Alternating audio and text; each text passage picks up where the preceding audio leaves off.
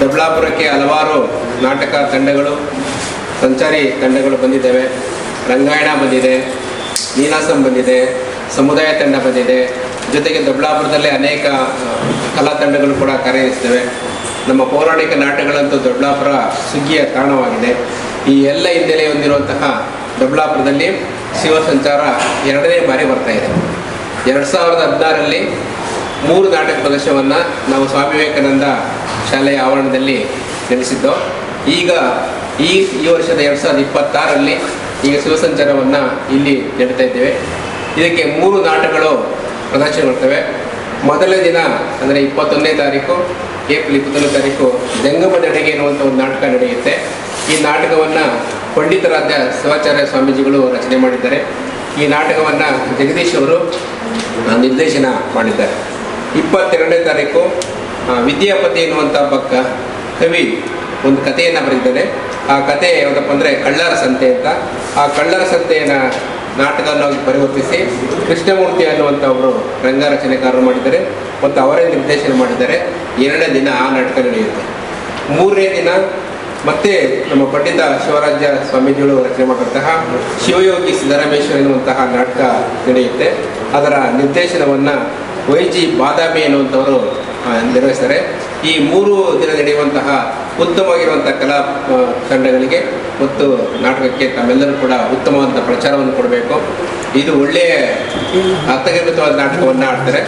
ಜಂಗಮ ನಡಿಗೆ ಎನ್ನುವಂತಹ ಒಂದು ನಾಟಕ ಇದೆ. ಅದು ಬಸವಣ್ಣನವರ ಜೀವನವನ್ನು, ಚರಿತ್ರೆಯನ್ನು ಕುರಿತು ಬರೆದದ್ದು. ಇದ್ದವರು ಬಂದಿರುವಂಥ ಬಸವಣ್ಣನ ಬಗ್ಗೆ ಇರುವಂತಹ ಮಹಾಚೈತ್ರ ಆಗಿರ್ಬೋದು ಅಥವಾ ಸಂಕ್ರಾಂತಿ ಆಗಿರ್ಬೋದು, ಅದಕ್ಕಿಂತ ಭಿನ್ನವಾಗಿರುವಂಥ ಆಲೋಚನೆಗಳಂಥ ಮತ್ತು ವಿನ್ಯಾಸಗೊಂಡಿರುವಂಥ ನಾಟಕ ಅದಾಗಿದೆ. ಕಳ್ಳರ ಸಂತೆ ಅಂತಲೂ ಕೂಡ ಒಂದು ಸಾಮಾಜಿಕ ಮತ್ತು ರಾಜಕೀಯ ವಿಡಂಬನೆಯನ್ನು ಕೊಟ್ಟಿರುವಂತಹ ಒಂದು ನಾಟಕ ಆಗಿದೆ. ಶಿವಯೋಗಿ ಸಿದ್ದರಾಮೇಶ್ವರ ಒಂದು ನಾಟಕ, ಕಾಯಕ ಯೋಗಿ ಸಿದ್ದರಾಮರ ಬಗ್ಗೆ ಕೊಡುವಂತಹ ಒಂದು ಉತ್ತಮವಾದ ನಾಟಕವಾಗಿದೆ. ಈ 3 ನಾಟಕಗಳು ತುಂಬ ಅರ್ಥಪೂರ್ಣವಾಗಿದ್ದಾವೆ ಮತ್ತು ನುರಿತವಾಗಿರುವಂಥ ಕಲಾವಿದರು ಇದನ್ನು ಪ್ರದರ್ಶನ ಮಾಡ್ತಾರೆ. ಉತ್ತಮವಾದಂಥ ನಿರ್ದೇಶನ ಇದೆ, ಉತ್ತಮವಾಗಿರುವಂಥ ಸಂಗೀತ ಇದೆ, ಉತ್ತಮವಾಗಿರುವಂಥ ರಂಗವಿನ್ಯಾಸ ಇದೆ. ಇದ್ರ ಬಗ್ಗೆ ತಾವೆಲ್ಲರೂ ಕೂಡ ಪ್ರಚಾರ ಮಾಡಿ. ಸಾಧಾರಣವಾಗಿ ನಾಟಕ ಅಂದರೆ ನಾನು ಜ್ಞಾಪಕ ಮಾಡೋಕ್ಕೆ ಹೋಗ್ಬೇಕಾದಂಥದ್ದು ಈಗಿನ ಪುರಭವನ ಟೌನ್ ಹಾಲ್ ಅಂತ ಏನು ಕರಿತೀವಿ, ಅದು ಕಟ್ಟಿರೋದು ಯಾರಿಗಾನ ಗೊತ್ತಾ? ಕಟ್ಸಿದ್ದು ಯಾರಿಗಾನ ಗೊತ್ತಾ? ಕಟ್ಸಿದ್ದು ಗೊತ್ತಿಲ್ಲ. ಅದು ಕಟ್ಸೋದಕ್ಕಿಂತ ಮುಂಚಿತವಾಗಿ ಅಲ್ಲಿ ನಾಟಕಗಳು ನಡೀತಾ ಇತ್ತು. ಆ ನಾಟಕದಲ್ಲಿ ಭಾಳಷ್ಟು ಜನ, ನಮ್ಮ ಕಲ್ಯಾಣ್ ಕುಮಾರ್ ಅವರ ಒಂದು ತಂಡ ಇತ್ತು, ನಾಟಕದ ತಂಡ ಇತ್ತು. ಅವ್ರ ಮಾವರು ಅದ್ರ ಹೆಸರು ಮಹದೇಶ್ವರ ನಾಟಕ ಮಂಡಳಿನ ಏನೋ ಇರಬೇಕು. ಅವರು ಬಂದು ಭಾಳಷ್ಟು ಸರ್ತಿ ನಾಟಕಗಳನ್ನು ಮಾಡಿದರು. ಮತ್ತು ಸಿನಿಮಾಗೆ ಇವತ್ತಿರ್ತಕ್ಕಂಥ ಕ್ರೇಜಿ ಅವತ್ತೇನು ಇರಲಿಲ್ಲ. ರಾಜ್ಕುಮಾರ್ ಅವರು ಅಲ್ಲಲ್ಲೇ ದೊಡ್ಡ ದೊಡ್ಡ ಊರುಗಳಲ್ಲಿ ಕ್ಯಾಂಪ್ಗಳು ಹಾಕಿ ಆ ಒಂದು ಸುಮಾರು ಒಂದು 10-15 ದಿವಸ ಆ ಊರಲ್ಲೇ ಇದ್ದು ಸಾಧಾರಣವಾಗಿ ಸಿನಿಮಾಗಳು ಇರ್ತಿರ್ಲಿಲ್ಲ. ಅಂದರೆ ಹಿಡಿಯೋಂಥ ಏನೋ ಇರ್ತದಲ್ಲ, ಬ್ಯುಸಿ ಅಂತಾರಲ್ಲ, ಅವೇನು ಇರಲಿಲ್ಲ. ಆವಾಗ ದೊಡ್ಡಬಳ್ಳಾಪುರದಲ್ಲೂ ಸಹ ಒಂದು 15-20 ದಿವಸ ಇದ್ದಿತ್ತು.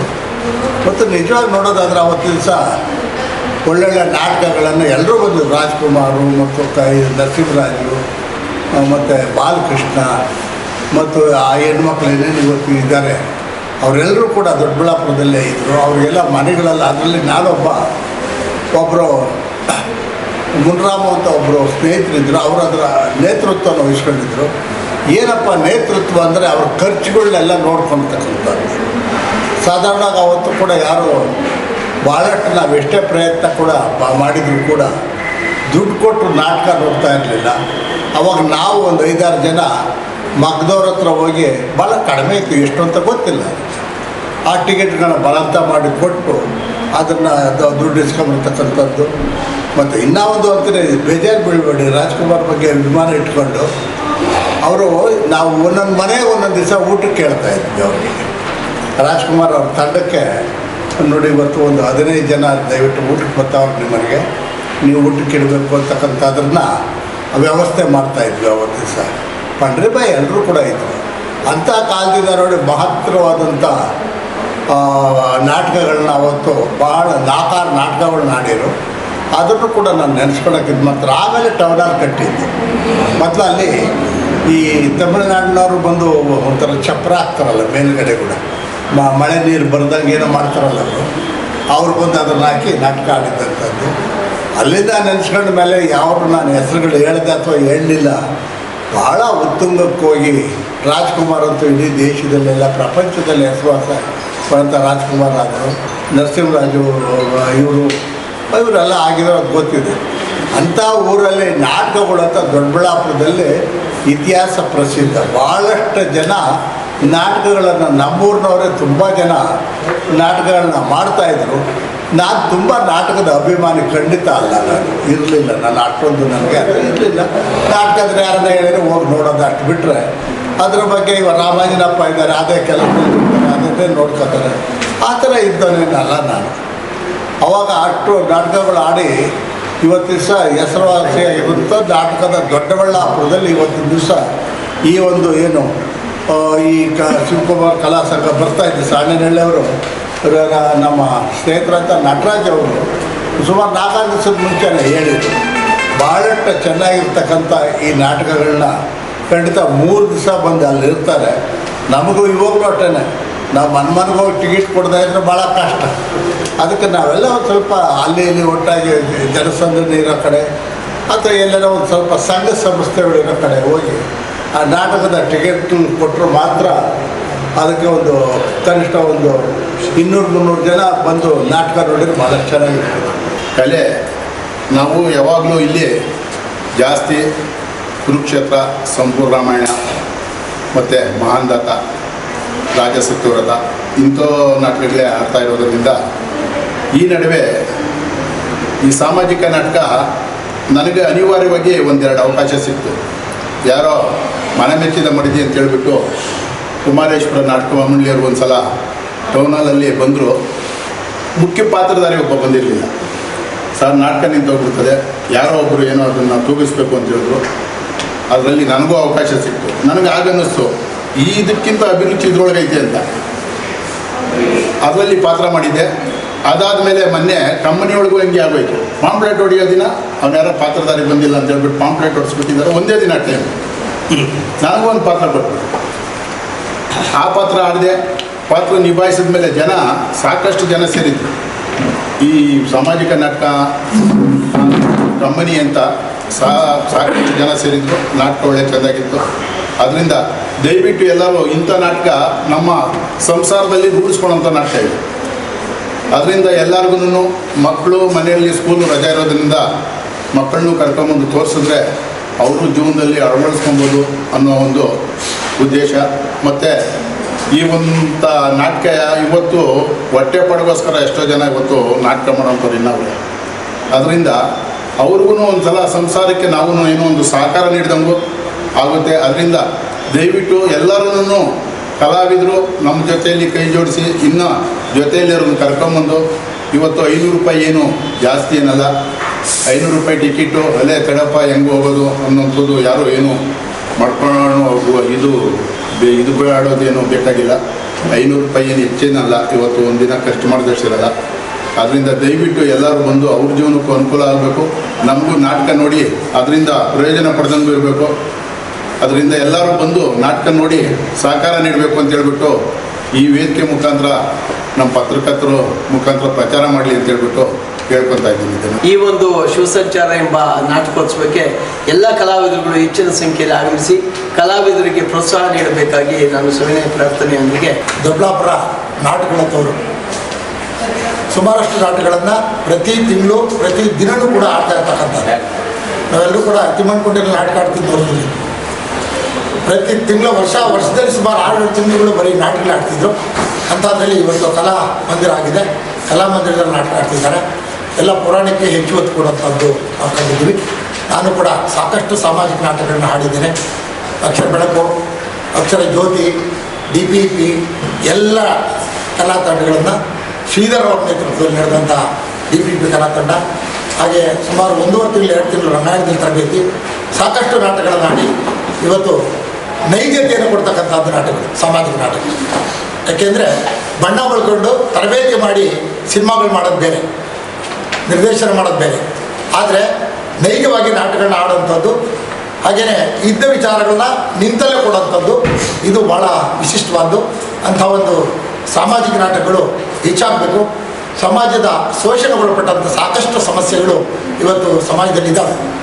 ಆ ಶೋಷಣೆಗೆ ಸಂಬಂಧಪಟ್ಟದ್ದು, ಸಮಸ್ಯೆಗಳಿಗೆ ಸಂಬಂಧಪಟ್ಟದ್ದು, ಮಹಿಳೆಯರಿಗೆ ಸಂಬಂಧಪಟ್ಟಿದ್ದು, ಹಾಗೆ ಸಂಘ ಸಂಸ್ಥೆಗಳಿಗೆ ಸಂಬಂಧಪಟ್ಟಂಥ ಸಾಕಷ್ಟು ಸಮಸ್ಯೆಗಳು ಇವತ್ತು ಈ ಸಾಮಾಜಿಕ ನಾಟಕಗಳಲ್ಲಿ ತೋರ್ಪಡಿಸುವಂಥದ್ದಿದೆ. ಅಂಥ ಒಂದು ಯಶಸ್ವಿಯಾದ ಕಾರ್ಯಕ್ರಮ 21, 22, 23 ಆಗುತ್ತೆ. ದಯವಿಟ್ಟು ಪತ್ರಕರ್ತರು ಎಲ್ಲರೂ ಕೂಡ ಇದನ್ನು ಹೆಚ್ಚು ಪ್ರಚಾರ ಮಾಡಿ. ಅನಿರೀಕ್ಷಿತವಾಗಿ ಸಾಣೇಹಳ್ಳಿ ಸ್ವಾಮೀಜಿಯವರು ನಮ್ಮ ಮನೆಗೆ ಬರ್ತಾರೆ. ಆ ಕ್ಷಣದಲ್ಲಿ ನಾನು ಗೋವಿಂದರಾಜ್ ಅವ್ರನ್ನ ಕರೆಸಿದಾಗ ಹಾಗೇ ಚರ್ಚೆ ನಡೀತಾ ಇದ್ದಾಗ ಆಗಲೇ ನಮ್ಮ ಶಿವ ಸಂಚಾರ ಒಂದ್ಸಲಿ ಬಂದಿತ್ತು, ಈ ಸರಿನೂ ಬರ್ತಾ ಇದೆ, ಅವಕಾಶ ಮಾಡಿಕೊಡಿ ಅಂತೇಳಿ ಪಂಡಿತ ಶಿವಾಚಾರ್ಯ ಸ್ವಾಮೀಜಿಯವರು ಕೇಳಿದರು. ತಕ್ಷಣ ಗೋವಿಂದರಾಜ್ ಅವರು ಇಲ್ಲಿ ನಾವು ಮಾಡ್ತೀವಿ ಸರ್ ಅಂತ ಹೇಳಿದರು. ಹೇಳ್ತಿದ್ದಂಗೆ ಇದರ ಮೂಲವನ್ನು 2 ನಿಮಿಷದಲ್ಲಿ ನಿಮ್ಮ ಮುಂದೆ ಇಡಲಿಕ್ಕೆ ಇಷ್ಟಪಡ್ತೇನೆ. ಶಿವಸಂಚಾರ ಸಾಣೇಹಳ್ಳಿ ಸ್ವಾಮೀಜಿಯವರು 25 ವರ್ಷಗಳಿಂದ ನಿರಂತರವಾಗಿ ಈ ಶಿವಸಂಚಾರದ ಹೆಸರಿನಲ್ಲಿ ನಾಟಕೋತ್ಸವವನ್ನು ರಾಜ್ಯದಾದ್ಯಂತ ಮಾಡ್ತಾ ಇದ್ದಾರೆ. ಇದು ಆಗಸ್ಟ್ ತಿಂಗಳಲ್ಲಿ ಆಯ್ದ ಕಲಾವಿದರನ್ನ ಆಯ್ಕೆ ಮಾಡ್ತಾರೆ.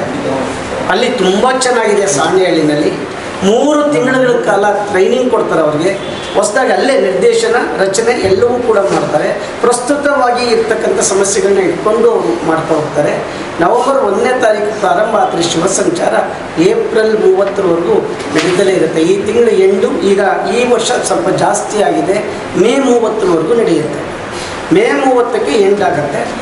ನಮ್ಮ 20ನೇ ತಾರೀಕು ಬೆಂಗಳೂರು ಗ್ರಾಮಾಂತರ ಜಿಲ್ಲೆಯ ನೆಲಮಂಗಲಲ್ಲಿ ಮುಗಿಸಿದ ತಕ್ಷಣ 21ಕ್ಕೆ ಇಲ್ಲಿ ಬರ್ತಾರೆ. ನಾಟಕ ತಂಡದಲ್ಲಿ 21 ಜನ ಕಲಾವಿದರಿದ್ದಾರೆ. 21 ಜನನೂ ಕೂಡ ಒಂದು ಬಸ್ಸಿನಲ್ಲಿ ಬರ್ತಾರೆ. ಇಲ್ಲಿ ಯಾರನ್ನೂ ಅವರೇ ಎಲ್ಲ ಪ್ರತಿಯೊಂದು ವ್ಯವಸ್ಥೆಯನ್ನು ಅವರೇ ಮಾಡಿಕೊಡ್ತಾರೆ. ಅವರು 3 ದಿನಗಳ ಕಾಲ ಇಲ್ಲಿರ್ತಾರೆ. 3 ದಿನಗಳ ಕಾಲ ಇದ್ದಿದ್ದರಿಂದ ಅವ್ರು ಏನೆಲ್ಲ ವ್ಯವಸ್ಥೆ ಮಾಡಬೇಕು ಅನ್ನೋದು ನಿಟ್ಟಿನಲ್ಲಿ ನಾವು ಈಗಾಗಲೇ ಚರ್ಚೆ ಮಾಡಿದ್ದೀವಿ. ಟೌನ್ ಹಾಲ್ ಕೂಡ ಫಿಕ್ಸ್ ಆಗಿದೆ. 2ನೇದಾಗಿ 3 ದಿನಗಳ ವಾಸ್ತವ್ಯ ಅವರು ಇಲ್ಲೇ ಓಡ್ತಾರೆ. 3 ನಾಟಕಗಳು ಕೂಡ ನಿಮಗೆ ಗೊತ್ತಿದೆ. ಈಗಾಗಲೇ ಗೋವಿಂದರಾಜ್ ಅವರು ಮಾತನಾಡಿದ್ದಾರೆ. ಈಗಿನ ಪ್ರಸ್ತುತ ಜಂಗಮದೆಡೆಗೆ ಪ್ರಸ್ತುತ ಏನಾಗ್ತಾ ಇದೆ, ಕಳ್ಳರ ಸಂತೆ ಅಂದ್ರೇನು ಆಯ್ತು, ಈಗ ಸಾಮಾಜಿಕವಾಗಿ ಏನಾಗ್ತಾ ಇದೆ, ನಡೀತಾ ಇದೆ ಅನ್ನೋದನ್ನ ಚಿತ್ರಣವನ್ನು ಸಾಣೇಹಳ್ಳಿ ಸ್ವಾಮೀಜಿಯವರೇ ಅವರೇ ರಚನೆ ಮಾಡಿ ನಿಮ್ಮಿಂದ ಇಟ್ಟಿದ್ದಾರೆ. ಈ ನಾಟಕಕ್ಕೆ ನಮ್ಮ ದೊಡ್ಡಬಳ್ಳಾಪುರದ ಪರವಾಗಿ ಎಲ್ಲರೂ ಸೇರಿ 50,000 ರೂಪಾಯಿಯನ್ನು ಚೆಕ್ಕನ್ನು ಕೊಡ್ತಾ ಇದ್ದೀವಿ. ಯಾಕೆಂದರೆ 3 ನಾಟಕಕ್ಕೆ ಒಟ್ಟು 50,000 ರೂಪಾಯಿ ನಮ್ಮ ಕಡೆಯಿಂದ ಖರ್ಚು. ಇನ್ನು 3 ದಿನ ಒಂದು ಜನ್ರೇಟ್ ಇರಬೇಕಾಗುತ್ತೆ. ಅಕಸ್ಮಾತ್ ಕರೆಂಟ್ ಹೋದರೆ ಮತ್ತು ಒಂದು 25 ಚೇರ್ ಹಾಕಿದ್ದೀವಿ. 260 ಅಷ್ಟೇ ಚೇರ್ ಇರೋದಲ್ಲಿ ಅದ್ರ ಮೇಲೆ ಇನ್ನು ಹಿಂದ್ಗಡೆ ಇದ್ದವು ಸ್ವಲ್ಪ ಗಲೀಜಾಗಿದೆ, ಅದನ್ನೆಲ್ಲ ಕ್ಲೀನ್ ಮಾಡೋಕ್ಕೆ ವ್ಯವಸ್ಥೆ ಎಲ್ಲ ನೋಡ್ಕೊಂಡಿದ್ದೀವಿ. 3 ದಿನ ನಡೆಯುವಂಥ ಕಾಲಕ್ಕೆ ನಾವಂತ ಅನ್ಸೋದು ಕೂತ್ಕೊಂಡ ಮೇಲೆ 6:30ಗೆ ಮೊಬೈಲ್ ಆಫ್ ಮಾಡಿದ ಮೇಲೆ ಇನ್ನು 8 ಗಂಟೆಗೆ ಅದು ಕ್ಲೋಸ್, ಮೊಬೈಲ್ ಆನ್ ಮಾಡ್ಕೋಬೇಕಾಗುತ್ತೆ. ಇದು ಡೀಸೆಂಟ್ ನಾಟಕ ಆಗಿರೋದ್ರಿಂದ, ನೈತಿಕತೆಯನ್ನು, ಸಾಮಾಜಿಕತೆಯನ್ನು, ಐತಿಹಾಸಿಕವನ್ನು ಕೊಡುವಂಥ ನಾಟಕ ಆಗಿರೋದ್ರಿಂದ ಏನೋ ಬಂದು ಹೋಗುವಂಥದ್ದಲ್ಲ. ಈಗಾಗಲೇ ದೊಡ್ಡಬಳ್ಳಾಪುರದಲ್ಲಿ 3 ದಿನ ಮಾಡಿದ್ದಾರೆ. ಇದು ನಿಜವಾಗ್ಲೂ ನೋಡ್ತಾ ಇದ್ದಾಗ ನನಗೆ ನಾನೇ ಇನ್ವಾಲ್ವ್ಮೆಂಟ್ ಆಗ್ತೀನಿ ಅನ್ನೋ ಒಂದು ಪ್ರಸ್ತುತತೆಯನ್ನು ತೋರ್ಪಡಿಸುತ್ತೆ. ಆ ನಿಟ್ಟಿನಲ್ಲಿ ಪತ್ರಿಕಾ ಮಿತ್ರರಿಗೆ ಇಲ್ಲಿ ಯಾರ ಹೆಸರು ಕೂಡ ನಾವು ಆಗ್ತಾ ಇಲ್ಲ. ಅವತ್ತು ಬಂದು ಒಂದು ಗೆಸ್ಟು ಉದ್ಘಾಟನೆ ಮಾಡ್ತಾರೆ ಅರ್ಧ ಗಂಟೆ, ಕರೆಕ್ಟಾಗಿ 7 ಗಂಟೆಗೆ ಬೆಲ್ ಆಗುತ್ತೆ, ಬಾಕ್ಲು ಕ್ಲೋಸ್ ಆಗುತ್ತೆ, 8:00ವರೆಗೆ ಬಾಕ್ಲು ಓಪನ್ ಆಗುತ್ತೆ. ಯಾರು ಬಂದರೂ ಕೂಡ ತೆಗಿಲಿಕ್ಕೆ ಡಿಸ್ಟರ್ಬ್ ಮಾಡಬೇಡಿ ಅಂತ ನಮ್ಮನ್ನು ಕರೆಸಿ ಸಾಣೇಹಳ್ಳಿ ಸ್ವಾಮೀಜಿ 10 ಜನ ಕೂತ್ಕೊಳ್ಳಿ ಪರವಾಗಿಲ್ಲ, 100 ಜನ ಬೇಕಿಲ್ಲ ನಮಗೆ, ಅವ್ರು ತಿಳ್ಕೊಂಡು ಹೋದರೆ ಸಾಕು ಅಂತ ಹೇಳಿದರೆ 1 ಸೆಕೆಂಡು ನಾವು ಲೇಟ್ ಮಾಡಲ್ಲ. 6:30ಯಿಂದ 7 ಗಂಟೆವರೆಗೂ ಒಂದು ಉದ್ಘಾಟನೆ ನಡೆಯುತ್ತೆ. ಆಗ ಯಾರು ಬಂದಿರ್ತಾರೆ ಯಾರಿಗೂ ಕಾಯೋದು ಬೇಡ. 7 ಗಂಟೆಯಿಂದ 8:00ವರೆವರೆಗೂ 3 ದಿನ ನಾಟಕ ಇರುತ್ತೆ. ನಮಗೆ ಲಯನ್ಸ್ ಕ್ಲಬ್, ಟ್ರಸ್ಟ್, ಕಲಾವಿದರ ಸಂಘ, ಕನ್ನಡ ಸಾಹಿತ್ಯ ಪರಿಷತ್ತು, ಪತ್ರಿಕಾ ಬಳಗ ಇಷ್ಟು ಕೂಡ ಇದ್ರ ಜೊತೆ ಇಲ್ಲಿ ಸೇರಿಕೊಂಡಿದೆ. ಇದಕ್ಕೆಲ್ಲ ಸಹಕಾರ ಮಾಡಿ ಪ್ರತಿ ವರ್ಷ ಶಿವ ಸಂಚಾರ ಇನ್ನು ಮುಂದೆ ಬರ್ತಾ ಹೋಗುತ್ತೆ. ಅದರ ಜವಾಬ್ದಾರಿಯನ್ನು ನಾವು ತೆಗೆದುಕೊಳ್ತೀವಿ. ಹಾಗೆ ಯಾಕೆ ನನಗೆ ಈ ಶಿವ ಸಂಚಾರ ಇಷ್ಟ ಆಗುತ್ತೆ ಅಂದರೆ, ನಾನು ನೀನಾಸಂನಲ್ಲಿ ಬೆಳೆದು ಬಂದಿದ್ದರಿಂದ, ಬೀದಿ ನಾಟಕದಲ್ಲಿ ಬೆಳೆದು ಬಂದಿದ್ದರಿಂದ ಈ ಥರದ ನಾಟಕಗಳನ್ನು ನಾವು ಕೊಡಬೇಕಾಗತ್ತೆ. ಆ ಕೊಟ್ಟಾಗ ಜನಕ್ಕೆ ಮನ ಮುಟ್ಟುತ್ತೆ.